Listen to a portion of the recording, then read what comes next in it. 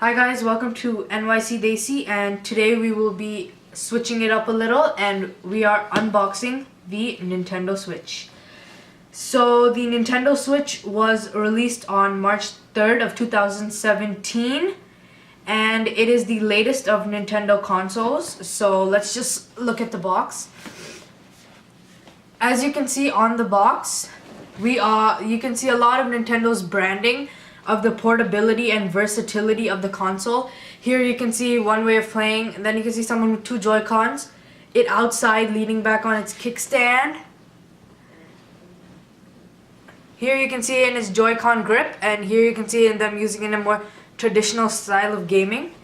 And here on the other side, you can see the console resting on its Joy-Con grip, the console going into the dock for further playing on the TV, the console in its normal portable state, multiplayer, and just the two Joy-Cons hanging. So inside this, you receive the a tablet, Joy-Cons, things to hold the Joy-Con, the HDMI cable, AC adapter, Joy-Con grips, and a dock to connect to the TV. So let's get into the box.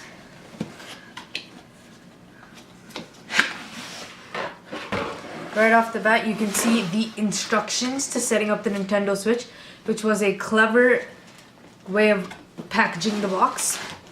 And here we have the Nintendo Switch. So here we have the red and blue neon Joy-Cons. These Joy-Cons have a battery life of 20 hours and they both are charged by sliding onto the screen, which we'll get into now. Here we have the 6.2-inch LCD screen for the Nintendo Switch.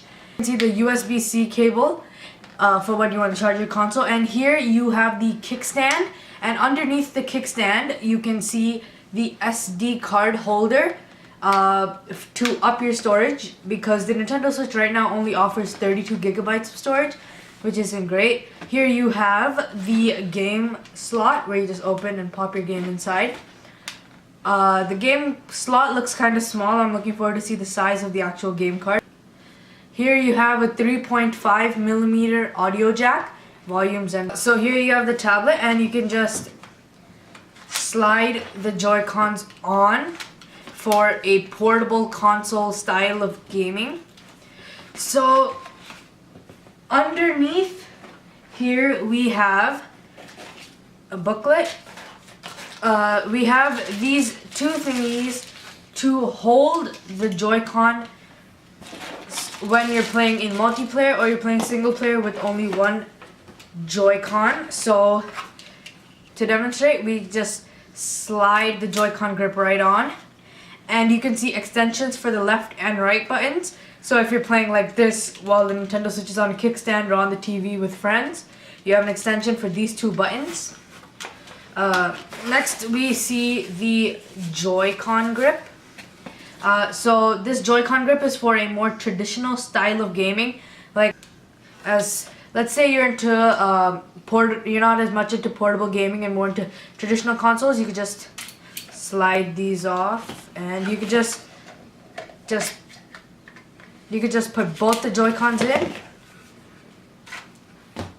and boom, you have a more traditional style of play on your Nintendo Switch. It resembles more of an Xbox controller. It isn't very comfortable, but you can always purchase a Pro controller online. Here we have the HDMI cables for the Nintendo Switch. Obviously standard HDMI cable. Here we have the AC adapter for the Nintendo Switch, obviously all standard. And here finally we have the dock. So the dock has your standard AC adapter, USB, HDMI out, and the idea of the dock is you can just take the console, slide it in, and you're ready to go on your TV screen and whatever. So do that. Now to get into a little more of the technical specs of the console, the Nintendo Switch has an NVIDIA custom Tegra processor, which was custom built for the Nintendo Switch, so should be good. The Nintendo Switch as a console has a battery life of 6.5 hours, with the Joy-Cons having battery life of 20 hours each. But the battery life really depends on the games that you're playing, and isn't really that great when compared to other consoles like the PS Vita. So if you're playing a game like, let's say, Legend of Zelda, the console will have more shorter battery life, like around 3.5 hours, and the speakers in the console are stereo speakers, and the console has a lithium-ion battery inside.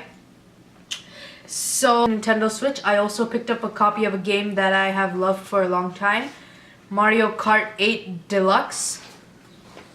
So inside you can see the game card, which actually is quite small in comparison to most DS game cards. So you can just here open up the game slot and just slide your game right in. Boom.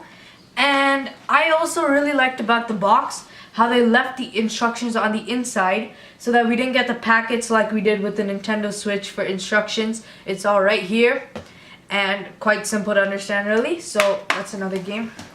And along with Mario Kart 8 Deluxe, I also got a free steel case for the game, so you can just keep your game inside.